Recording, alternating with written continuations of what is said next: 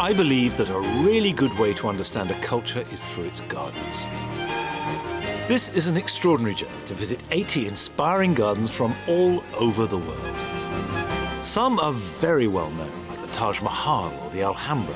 And I'm also challenging my idea of what a garden actually is. So I'm visiting gardens that float on the Amazon, a strange fantasy in the jungle, as well as the private homes of great designers, and the desert flowering in a garden. And wherever I go, I shall be meeting people that share my own passion for gardens and my epic quest to see the world through 80 of its most fascinating and beautiful gardens.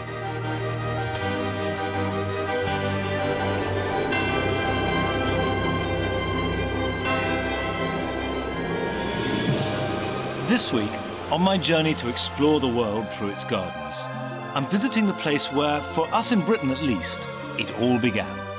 This is where East met West, Christianity met Islam, and where Moorish and European design collided. The Mediterranean.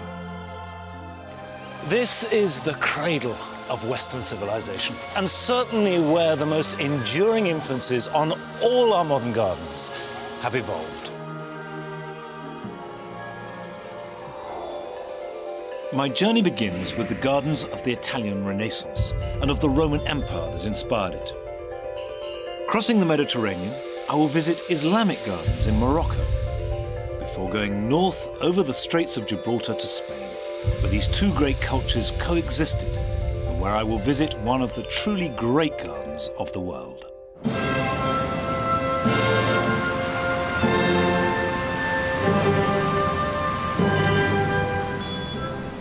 From its beginning 750 years before the birth of Christ, the city of Rome grew to control a vast empire, which dominated the whole of the Mediterranean region, not to say the rest of Europe, until the 5th century AD.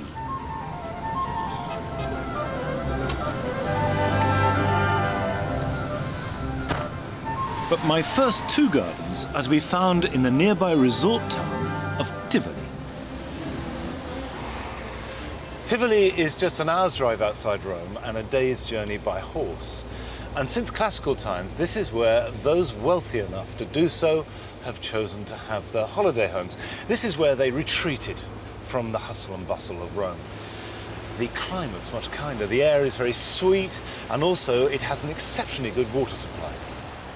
And that water is harnessed to stunning effect in my first garden, the Renaissance masterpiece of the Villa d'Este.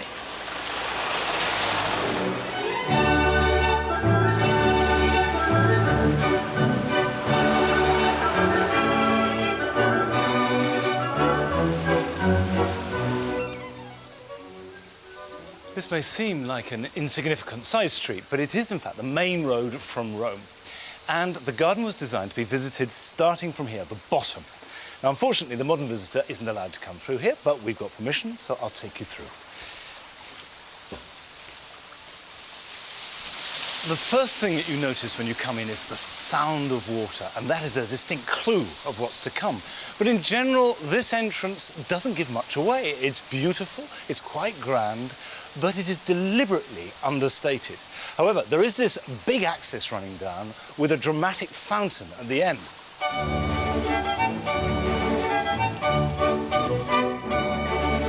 Turn aside from this central path and you will see one of the great water features.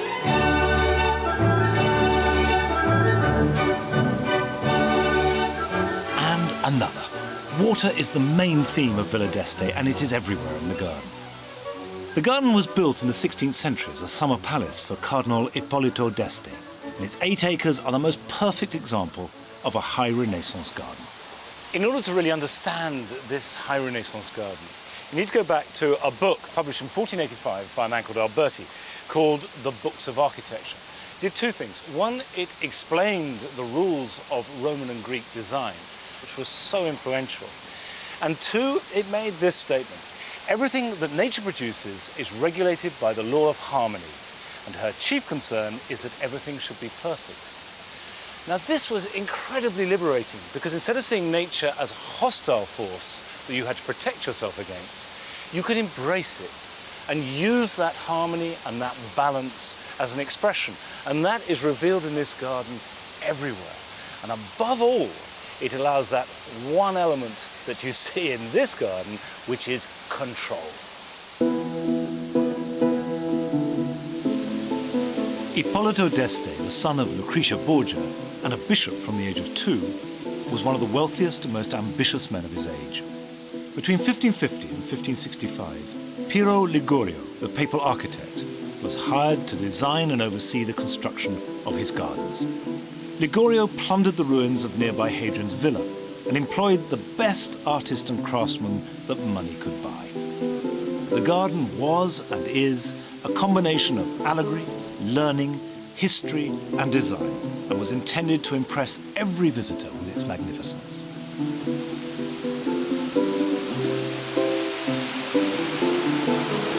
The fountains of Tivoli is probably the most important in the garden because it's where the water comes in. And immediately it's harnessed to create jets and sprays and fountains. It's played with. The Nymphaeum was a watery grotto, and a feature borrowed directly from Roman gardens. Originally, visitors could walk behind this cascade as a kind of watery game. You can see this is very ornate, but it is actually very slippery. So I can see why the public isn't allowed in. But it is extraordinary to feel the power of the water falling.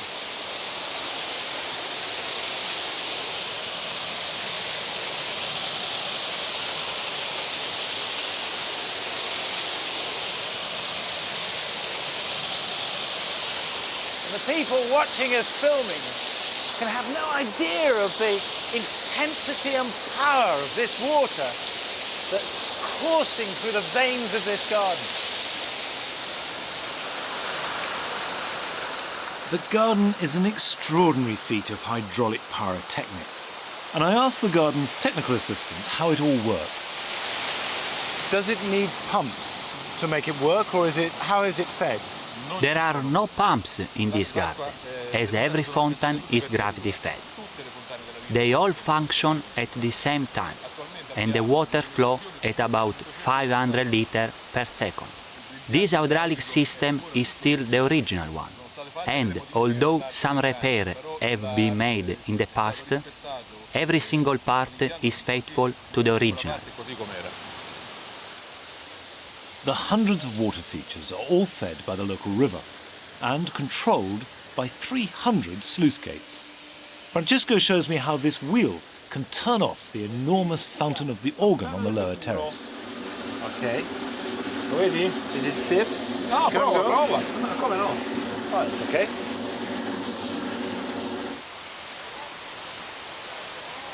It takes almost 4 minutes for the water to clear from the tallest spouts.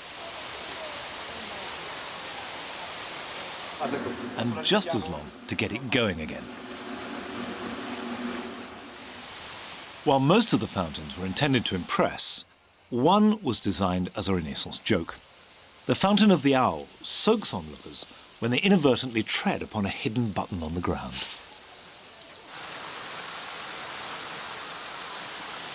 This is the Walk of 100 Fountains, and it's made out of 3 canals tiered on top of each other, running along a 130-metre terrace.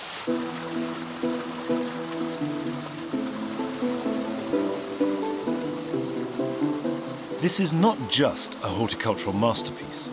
It is also intended to represent the canal that flows from Tivoli to Rome, a direct metaphor for the cardinal's intense ambition for the papal throne at Rome. And I think it's one of the loveliest things that I've ever seen in a garden anywhere in the world. The Renaissance drew its inspiration from the Rome of over 1,000 years earlier, the Rome of the classical era. Indeed, many of Villa d'Este's statues were looted from nearby Roman sites.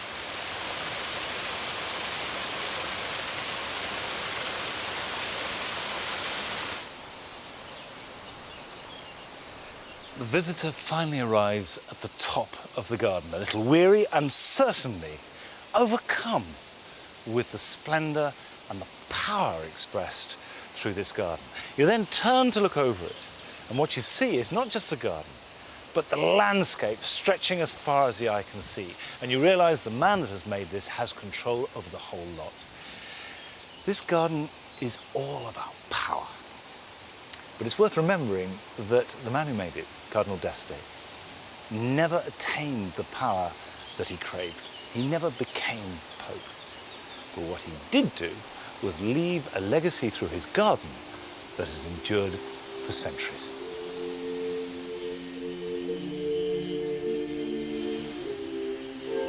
My next garden is only a mile or two away down the hillside, although to get to it, I have to go back 1,500 years in time.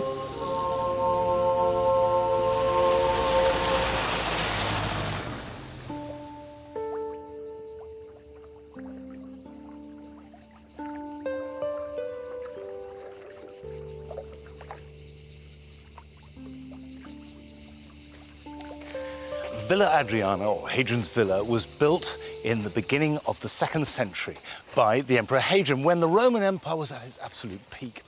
And above all, it's an expression of imperial power.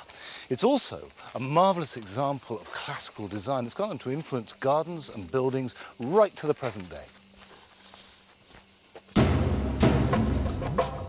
Hadrian ruled as emperor for 21 years, from 117 to 138 AD. His power and wealth were unmatchable. On a personal level, he was learned and patronized all the arts. He built libraries, aqueducts, baths and theatres, and is said to have had an active role in designing this villa. More than half his reign was spent outside Italy, travelling through the empire, and he visited Britain and initiated the building of Hadrian's Wall. Influences from these travels, especially from Egypt and the cult of the god Serapis, are found running through the site. However, there is no doubt that it looks more like an archaeological site than a garden. What the visitor sees are the bare bones of the garden, and broken bones at that.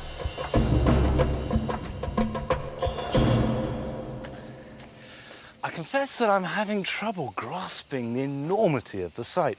It's apparently over 280 acres big.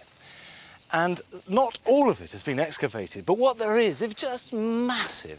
It's wrong, really, to think of it as a villa. It's a summer palace built by the richest and most powerful man in the world at the head of the largest empire that the world had ever seen.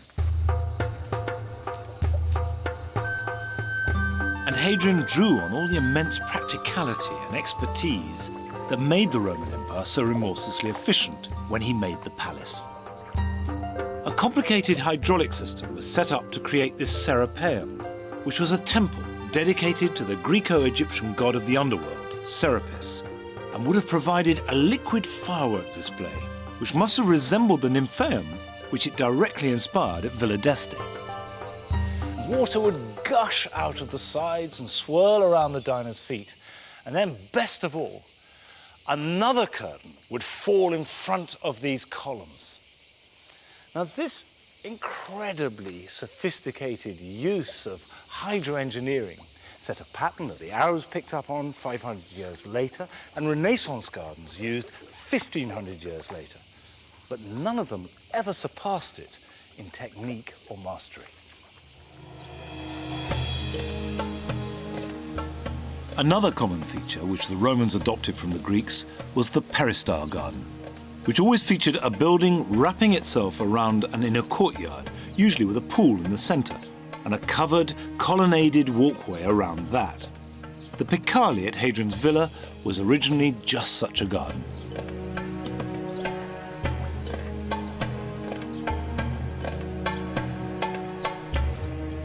Although this area was based upon the Athenian marketplace where people could stroll and chat, it actually was designed as an exercise yard.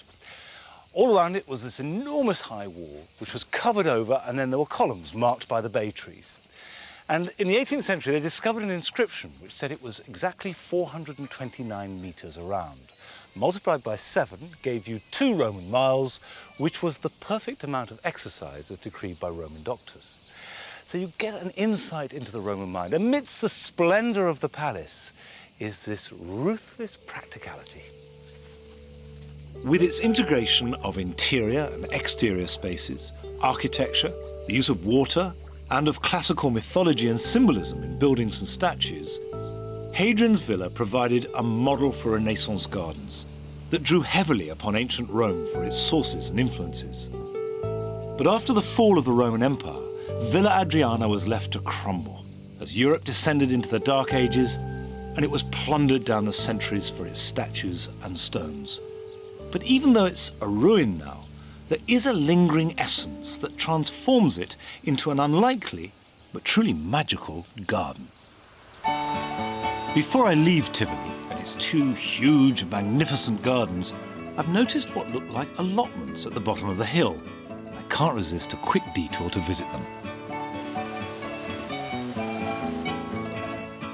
This is Elio Bernarelli. We've been gardening on this plot at the foot of the Tivoli waterfall for 25 years, and it's where he grows all his fruit and veg. Elio grows everything organically, and it all looks lustrously appetizing. There are grapes and poultry on his plot too. And since my Italian is limited to ordering a cappuccino, we communicate through the language of vegetables. Aubergine. See? And what sort of tomato is that? Un pantano. Un pantano. Un pantano. Pantano. Pantano. This? San Marzano. San Marzano. San Marzano. I grow San Marzano San too, Marzano, but sì. mine are smaller, much smaller. Oh well. Vezza. See, that is superb. Parsley. Prezzemolo. Prezzemolo. Prezzemolo. We say parsley. Say parsley. Parsley. Parsley. There you are, you see, you're a star. È anche bello, insomma, è anche utile. We managed to grow almost everything we need for the family. Instead of going to the pub, I prefer to come here for fun. When I'm here, I feel like a king. Quando vengo qui mi sento un re. Elio's vineyard is about 3/4 of an acre, and it's planted with two types of grapes, one of which I'd never seen before. Uva pizzutello, questa. These are Pizzutello grapes that were brought here by Villa d'Este as an ornamental plant, and is good to eat as well. Buono anche a mangiare. Elio also grows grapes for winemaking. From a single row, he can produce enough fruit to make up to 500 litres of homemade wine. He was very keen for me to try some of last year's vintage with some of his friends back at his shed. Chin chin. Hello there. As the sun set, we ate local cheese and tomatoes still warm from the sun that ripened them, all washed down with lots of Elio's wine. Sì, no. Okay, Dicevo per te se non devi piacere. No emperor or cardinal ever feasted better.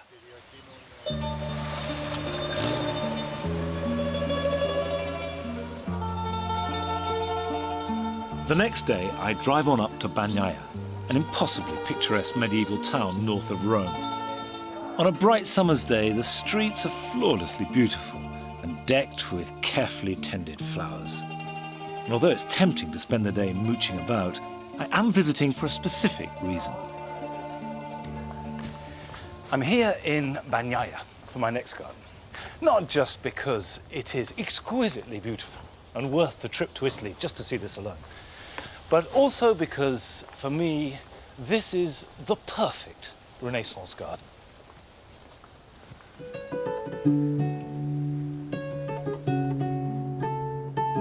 During the Italian Renaissance, a beautiful country villa was not just a retreat, but also a potent expression of status. And like Villa d'Este, this garden was created by an ambitious cardinal, Cardinal Gambara, who was granted the villa in 1560 by Pope Pius V. Gambara then commissioned one of the great architects of the 16th century, Giacomo Vignola, to redesign his summer retreat. Nowadays, we often rather glibly refer to a Renaissance man, but Vignola was the real thing and could just as readily carve a marble statue as draw up the plans for a building or a garden. As you come in, you're met with the very dramatic Fountain of Pegasus. And this sets the tone for the whole of the garden. You've got massive use of stonework, really playful, inventive handling of water. It's set in a woodland background, and there's one other crucial thing that runs right through the rest of the garden, and that's the classical allegory. Pegasus, the winged horse, comes down to the ground, and where its hoof touches the rock, there is a spark of creativity.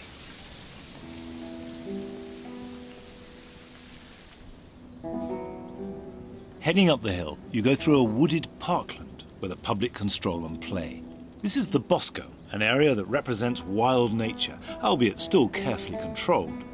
Many scholars believe that the Bosco was a direct influence and predecessor of the English landscape movement 200 years later. From the Fountain of Pegasus, the path takes you up through the wood to the top of the garden, and it's important to see the garden from the top working down. It's a journey. The combination of a classical building, a loggia, with its columns and woodland is not so strange if you consider the Renaissance mind, where it absorbs the wild natural world into philosophy and art and design and literature, and feels that it can control it, it can rationalize it into something safe and beautiful.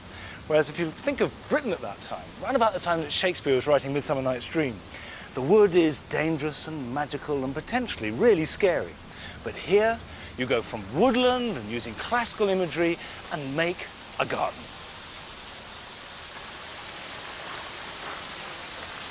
Fantastic. This is the Fountain of the Deluge, and it refers both to rain, which is the source of all water, and also the flood in the Bible. And the water itself just looks stunning. The design is organised along a central axis, which is emphasised by the fountains and watercourses arranged in perfect symmetry, and the garden only has one route down: follow the water. Flowing down the middle of a flight of steps is the water chain, a cascade that runs down in a series of swirling stone arabesques, before it tumbles out over a massive carved head of a crayfish, the emblem of Cardinal Gambara. The water then pours into the large basin of the Fountain of Giants, where two huge stone figures recline, representing the two great rivers of the Tiber and the Arno, which in turn symbolise the friendship between the papacy in Rome and the Medici family in Florence. And this is a symbolic reference that any educated Renaissance visitor would have immediately spotted. The water then continues, amazingly, down the centre of this huge stone table, which is over 50 feet long and designed specifically for al fresco entertainment.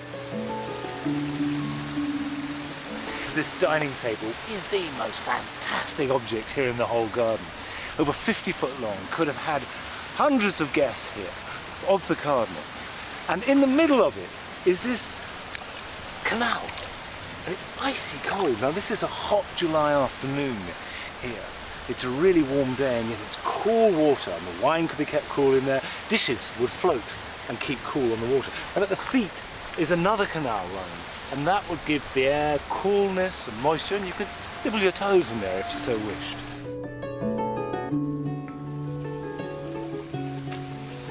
Finally, the garden arrives at this. From the wildness of the wood, we have complete formality. Man is finally in control of nature.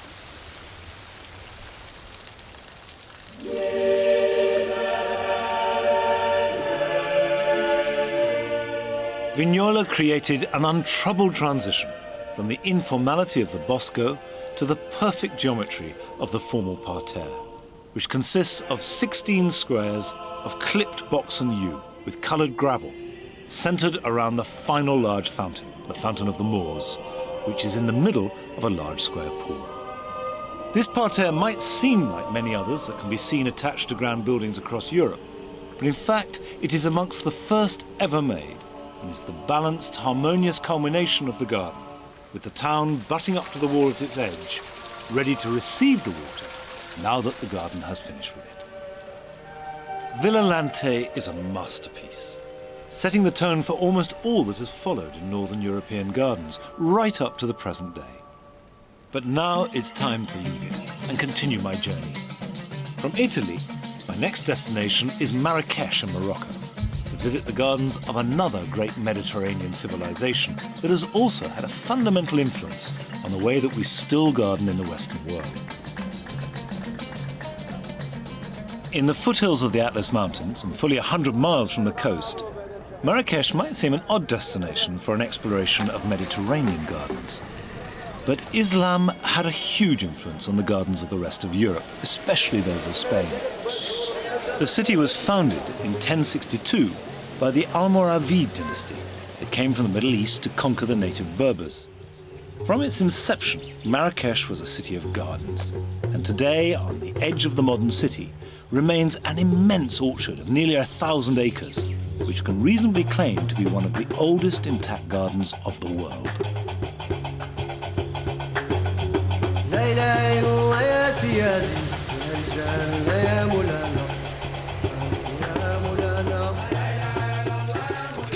This is the Aguedal, the royal garden here in Marrakesh, and it's one of the main reasons that I've come to Morocco.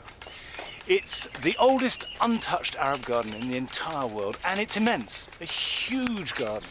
And the gardeners go about their business riding bicycles. So I've taken a leaf out of that book, and that's how I'll go about it.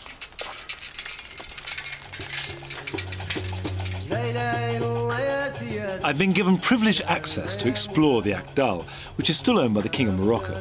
It was created in the 12th century and has hardly changed since. It's composed of a series of orchards producing figs, citrus, dates, pomegranates, almonds, apricots and olives.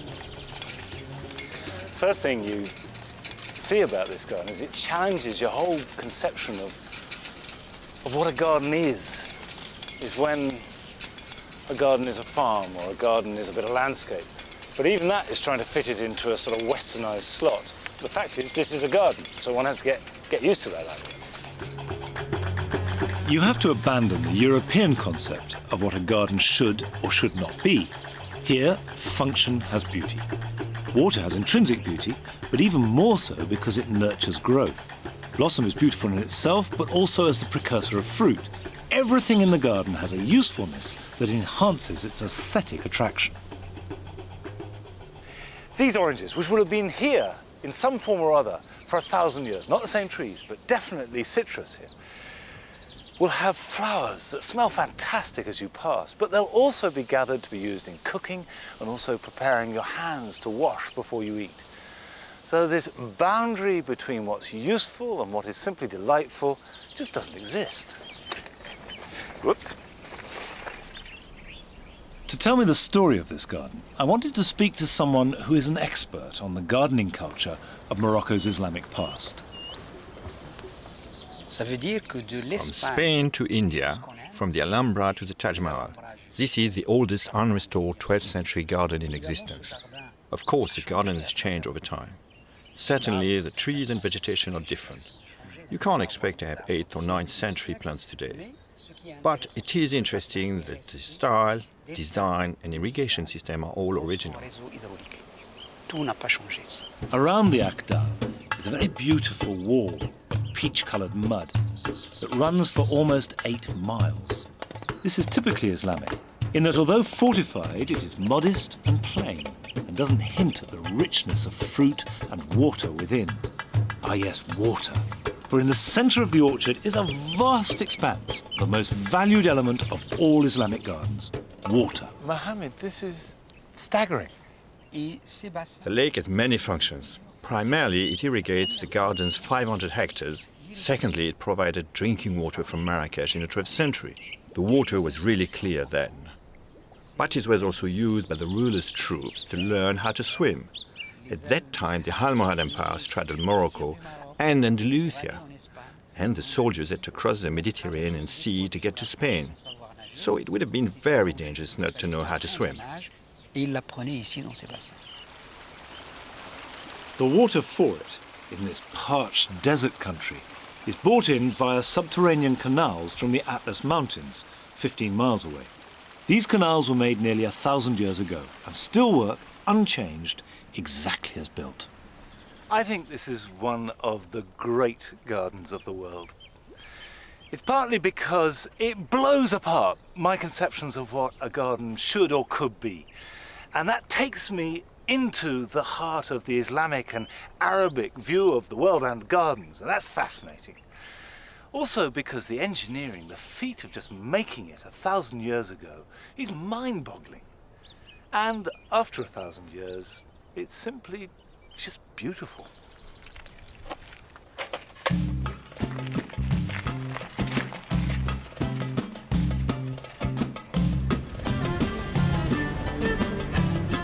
I go back to the centre of Marrakesh and to a new hotel, which is a riad in the heart of the Medina, the old city of Marrakesh.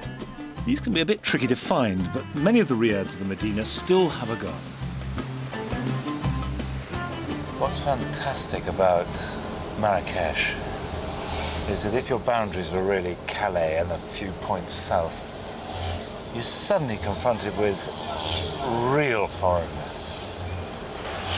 Sort of all the faces and the smells and the life on the street and people making things and fixing it in a way that is challenging at every time and beautiful.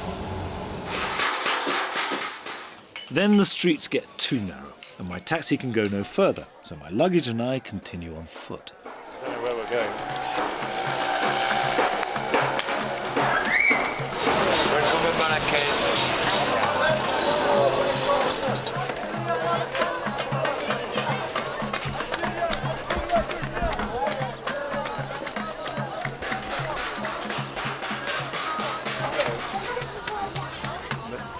A riad is a traditional Arabic house, closed off from the street and built round a garden. Bonjour. Bonjour. Ça va très bien. Woohoo. Today, many in Marrakesh have been converted into boutique hotels. Aha. This is very beautiful. This is lovely. Yeah, it's a small paradise. It's Yeah. quite a big paradise. Yeah. Or is paradise big enough? They're known as the secret gardens of Marrakesh because they're invariably concealed from the outside gaze behind modest entrances. In Islam, any display of opulence or wealth wouldn't only be arrogant, but might also diminish your neighbour, so the exteriors are always low-key and the interiors private. It's always, well, shocking is what I was going to say, but it's not an unpleasant thing, it's wonderful. It's astonishing that you come out of these little streets which are thronged with people and noise and strangeness into this calm greenness. And listen. You could be in the middle of the English countryside. Islamic houses are built back to back with thick walls and few windows. This keeps them cool, with the light coming from the cloistered garden, which is the real focus of Moroccan domestic life, where the family gathers, eats, cooks, and of course grows food.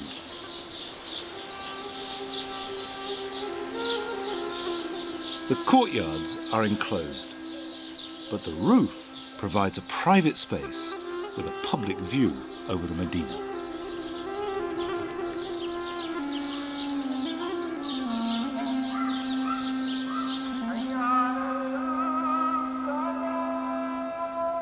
As the sun sets, the call to prayer echoes round the city. The baking heat of the day cools, and I go for a walk out onto the streets. To the Djima El Fana, the city's main square. Inevitably, tourists like myself are obvious targets for locals touting their various wares. A glass of freshly squeezed orange juice is refreshing nonetheless. Very good.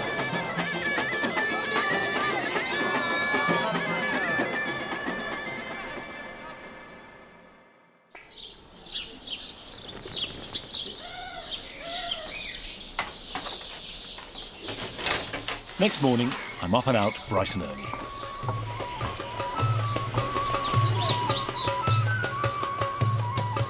From when Marrakesh was founded in the 11th century, right up until the 1920s, 2/3 of the Medina was given over to orchards and gardens. In 1912, Morocco became a protectorate of France, and the orchard gardens rapidly declined as the green spaces were built up. were new gardens made, and none more famously so than this one here, which was created by the painter Jacques Majorelle. Came to Morocco in 1917 for his health, and over the course of the next couple of decades made this completely unique garden.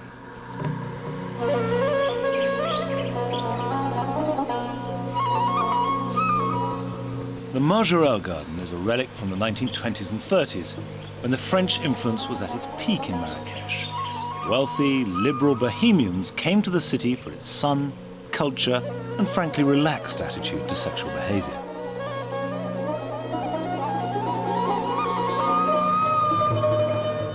Many Europeans settled here and built themselves villas, often combining local Berber and contemporary European Art Deco design. Here at Majorelle, this was not so much a meeting of two cultures as a collision. And out of it was created a work of art unique in Morocco and possibly in the whole world. And it completely revolutionized the way that we think about using color in gardens. Majorelle had one extraordinary dramatic idea. He took this blue, which he found on Moroccan tiles and on Berber houses, and then applied it in the most dramatic way possible, so that it dominates the garden, and everything else, all the planting, is set against this blue backdrop. And it is for this idea above all that the Majorelle has a place in garden design history. Now, this garden is not just an explosion of blue. It's full of the most extraordinary plants, combining colours and textures and forms that just are riveting, especially these extraordinary palms that just soar up to the sky. And this is because Majorelle was a fanatical plantsman. He was an obsessive plant collector, specialising in cacti and succulents and palms, all of which still dominate the garden. At one point, the garden covered 10 acres with more than 1,800 varieties of plants, including 400 varieties of palms. I confess that the two words plant and collection usually fill me with dread. They rarely make good gardens, but Majorelle is the exception that proves that rule. When Majorelle died in 1962, the garden was more or less abandoned.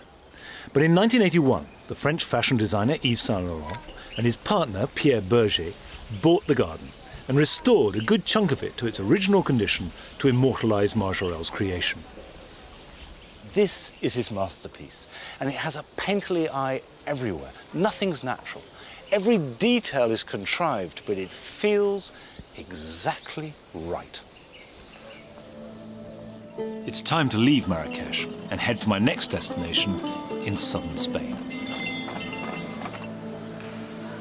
Travelling in French colonial style, I catch a night ride on the Marrakesh Express to Tangiers. It was built in the 1920s to transport the French Foreign Legion, but these days it carries an eclectic mix of travellers. 6. Right. It's very cosy.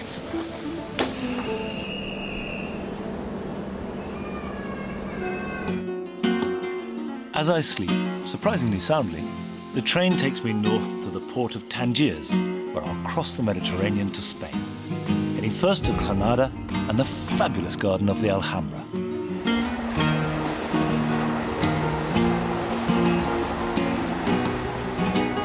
By daybreak, we've reached Tangiers, where I catch the hydrofoil across the Straits of Gibraltar, linking Africa and Europe. At this point, there was supposed to be a shot where I was about to tell you the significance of this brief 45-minute trip between the two continents. But the Straits are famous for being choppy, and I'm a landlubber through and through. And the reality was that I spent most of the trip with my head over the rail, donating my breakfast to the fishes, and quite unable to do more than stare silently at the horizon.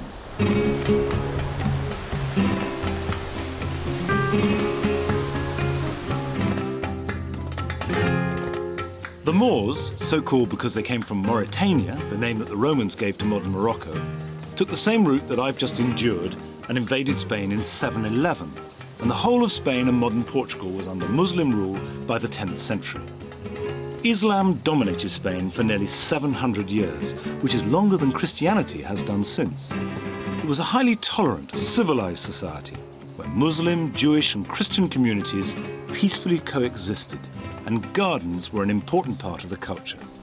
I'm here to visit the last great surviving garden of that period, the Alhambra. This plain, fortified, rather austere gateway is typical of the Islamic approach to palaces and gardens, but doesn't even hint at the treasures inside. The Alhambra is truly one of the great gardens of the world. It's one that I know a little bit. I once spent 4 days and nights within its walls, and yet I certainly haven't exhausted its treasures. And you can see there are thousands, millions of people who visit here every year. And certainly if you want to understand how the Islamic mind has changed the whole way that Europeans garden, then you have to come here.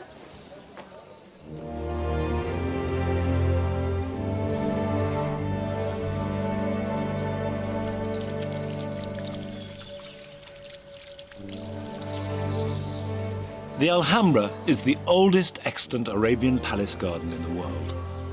Rather than one coherent garden, it is an integrated complex of palace buildings and gardens, perched on top of 35 acres of hillside. It was originally built during the Nasrid dynasty by Sultan Muhammad, who ruled Granada from 1238. What we now see in the Alhambra consolidates 600 years of Islamic European culture. In traditional Islamic style, it was intended to be an earthly paradise, a mirror of heaven, based upon ancient Persian gardening principles of water, symmetry, and enclosed spaces.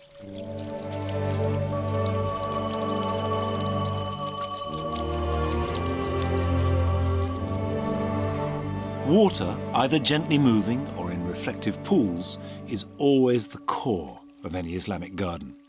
The surface mirrors the perfect poise and symmetry of the buildings and planting, as well as catching light and throwing it up into the cool but dark courtyards.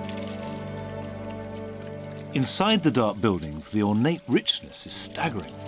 Outside, the luxury is one of coolness, privacy, light, and water. This is the court of the myrtles, where the only plant is myrtle in long hedges, cut at the perfect height to brush your hands along, and so be trailed by its deliciously musky scent. And if you can imagine, from these windows you would have maybe tapestries hanging, carpets. This very clean, simple space would have also had silks and cushions and gorgeously dressed people. And this was a court in the true sense. The timing of the buildings, mainly from the middle of the 13th century to the middle of the 14th, coincides with the development of irrigation and are an expression of the way that water in this harshly arid region can be harnessed for pleasure. The water here, in all its guises, is a display of wealth that couldn't be more impressive had it been molten gold. The highest point of the Alhambra is the Generalife, the summer hunting lodge where the Sultan could escape the intrigue of court. This is the patio of the canals. Ironically, the avenue of waterspouts, probably the most famous feature of the entire Alhambra, is unlikely to be an original Moorish feature because it would have been too noisy and competed with the gentle music playing for the Sultan's pleasure. But the water stairway on the steps up to the mosque is original, and it's unchanged since it was built in the 14th century. The water runs down the banisters along these steps. Originally, apparently, it would have run down the middle too. And instantly, you're in a sort of cool, slightly damp, green tunnel. It's lovely. Feels really refreshing after the baking heat.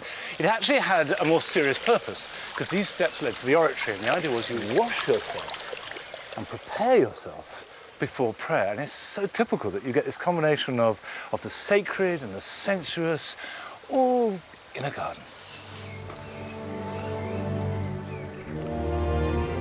The whole of Spain was gradually reclaimed by Christian crusaders until in 1492, the Alhambra was the last Islamic outpost to fall, and the last of the Moorish rulers, Boabdil, was driven out of Spain.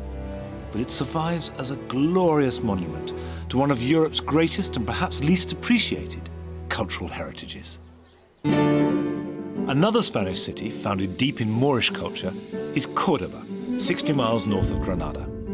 I've timed my visit here to coincide with the annual festival of patio gardens.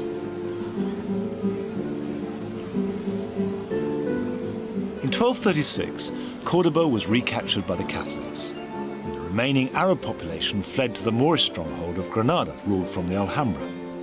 There are reports from the 10th century Moorish Cordoba of thousands of gardens in and around the city.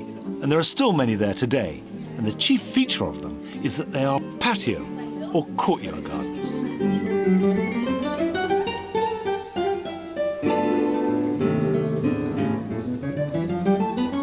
For 2 weeks every May, the city celebrates the Festival of the Patios, where hundreds of people open up their homes to show off their gardens. The idea of the festival is for people to walk around the city visiting as many patios as possible. Houses marked with 2 cypress trees indicate that anyone can walk in and take a look. Some of the patios are small and intimate, and others are grand, but all are decked out in floral finery, with the plants almost entirely in pots.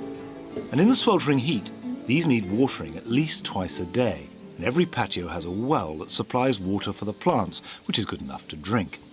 That is, if first you can get it in your mouth. Okay. Okay. Now, you know, I'm about to put water over most of my front. Okay? Vale. Ah, Arthur. Very good. Classic Cordoba pot. Esta es la maceta de una sola cara. It's got the flat back. That's fantastic. Cordoba was an industrial city, and as people came from the countryside looking for work, families would occupy a room or two of the large square buildings built around courtyards on 3 or 4 floors. The patios became communal living spaces where people washed, ate, and entertained each other. They also became communal gardens with a few plants, nearly always in pots. In the late 20th century, these communal buildings became rarer as Spain became more affluent and more people could afford to live in self-contained homes. But many still treat the courtyard as their garden and spend an important part of their lives there. I've been invited to visit a group of people who still share their communal living space.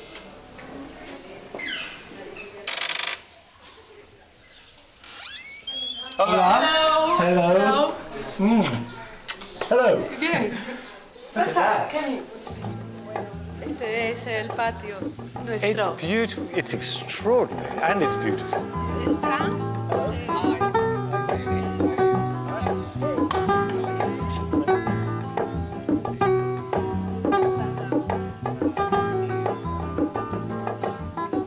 You're drinking and eating and having a nice time. Yeah. Sit down.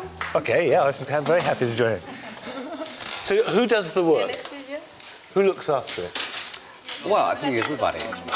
You're retaining the traditions of communal living, of sharing the space. We met, in a renting place, in a block of flats. Okay, 5 people decided to buy a place, where they can be together. And so we meet, we cook, we drink, so we have fun.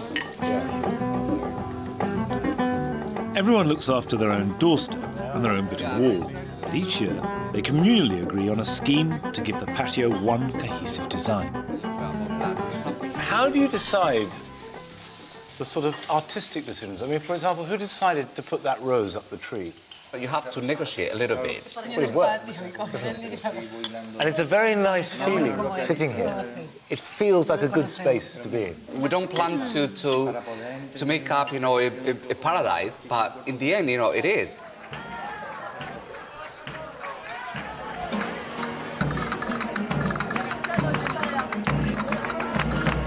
We eat and drink very well, but this is Spain. By midnight, the night is just beginning. The streets are full of people looking for a party and, amazingly, still looking for gardens to visit.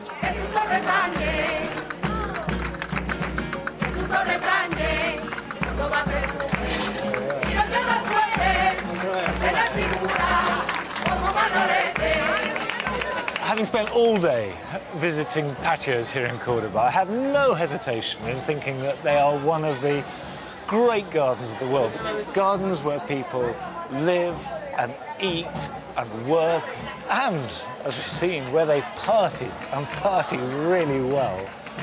That seems to me a complete celebration of gardening, and these are special.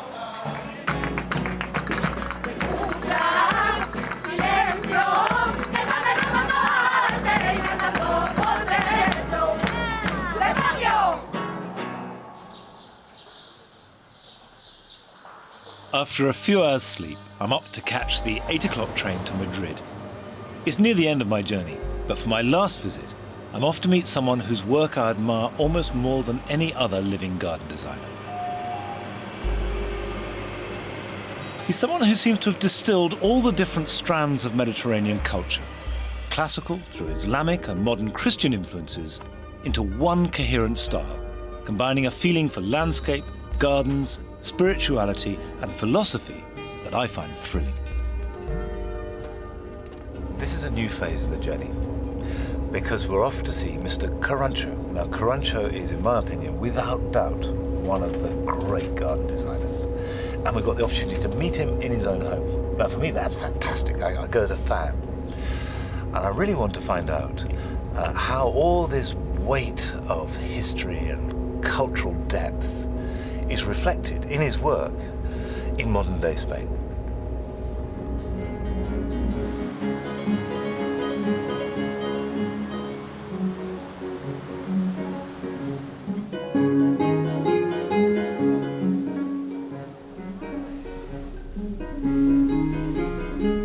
As befits a former student of philosophy, Fernando Carrancho's work reflects his knowledge of both classical antiquity and Spain's Moorish history.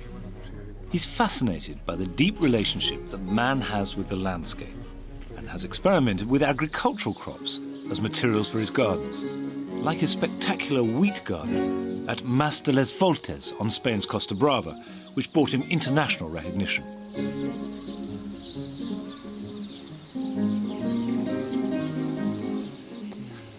This is very beautiful, Senor Carrancho. How nice to see you. Senor Carrancho's home is just outside Madrid. As I arrive, he greets me with his son Pedro. How do you do? Peter. Hello, Peter. Hello. Yes. This is fantastic. This is wonderful. It's fantastic to be you in our garden. This is Pignon. He's old. Yes, it's very old. It's very old. This is very beautiful. Thank you, Monty. And this is the garden, in reality, like a cloister. Yes. It's a cloister open in one part from the nature.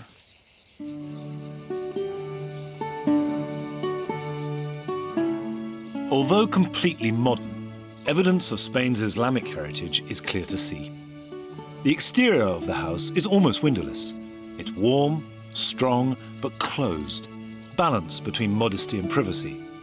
The large pond dominates what Carrancho calls the central cloister at the back of the building, and seems to come right up and almost into the house. And the water reflects the buildings, the clipped contours of the Escalonia on the opposite bank, and above all, the light. To me, the central idea is to control the light. The question in the Mediterranean area is to control the light because it's very, very strong.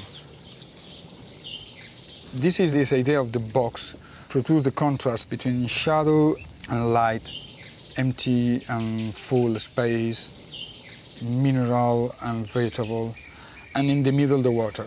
All the wall of the garden is reflecting in the water. And this reflection of the light produce a vibration of light, very characteristic of the Islamic gardens. In reality, it's a sacred space. So do you think that this attitude is common in the ordinary Spanish gardener? Yes, yes, because the Spanish people have the garden inside, absolutely, inside us, because it's a very strong memory. May I see around your garden? Thank you, Monty. Okay. I'd like to show you with Peter. Okay, Peter. Con Pedro.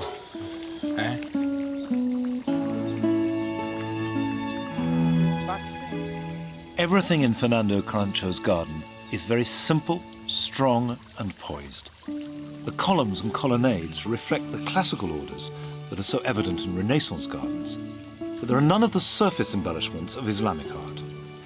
His planting is restrained but very subtly and skillfully clipped to weave a contour to mimic an entire hillside within the small space. In many gardens, there would be the temptation to embellish and add and have many different plants.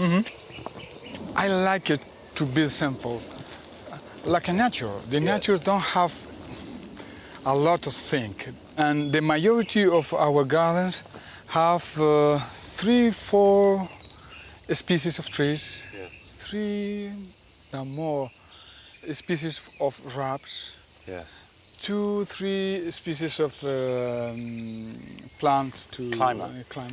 Yes. And the flower is just to give color and smell, the splendor of one moment of the garden. At the center of this garden, as with all Carancho's work, is a profound connection with the spirit of the place. It has an almost mystical relationship with the essence of the landscape. And his real genius is to express this with the material resources available to every gardener.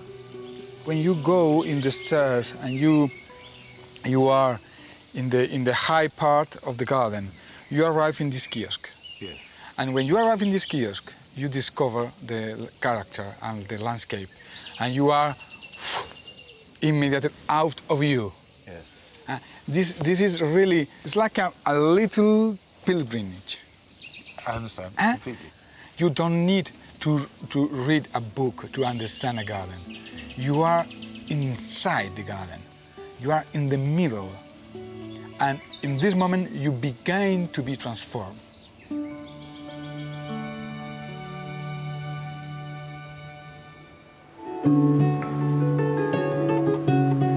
My brief jaunt around the gardens of the Mediterranean has revealed how they reflect the strength of two very different cultures, the classical and Islamic. Yet it's also shown me how both have enriched and informed each other from very earliest times.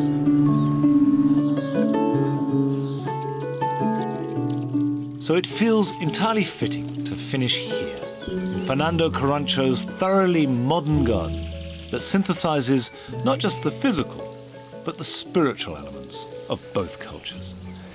That was one of the best meetings of my life. I knew I loved his gardens, but I tell you, I love the man. He's completely in tune with the way that I see the world, and what he's done is to refresh me and inspire me. I want to go and look at gardens completely differently now.